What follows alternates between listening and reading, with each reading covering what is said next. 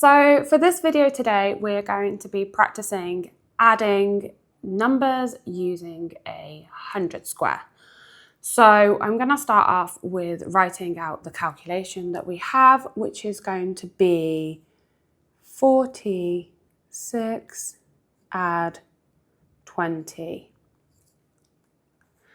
And you could do this mentally, but if you're not feeling as confident, then 100 square is definitely the way to go. So you start by finding 46 on your 100 square, which is here, and then you can put a circle around it so you can remember. And then if you're adding 20, rather than count individually as 1, 2, 3, 4 all the way, instead you can jump because each one of these rows represents 10. So to add 20, you jump down to 56 is adding 10, and then again to 66 adding 20. So 10, 20. So the answer to the calculation is going to be 66. If you had a different calculation, for example,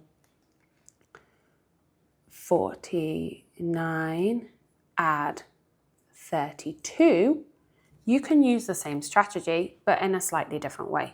So again, you start by finding the 49 and put a circle around it to help you remember where it is. And then you're going to start by adding the 30, which is your jumps of 10. So 10, 20, 30. So 30 makes it to 79. And then if you add your 2 more, so 30, 1, 2, and put a circle around it. So the answer to 49 add 32 should be 81.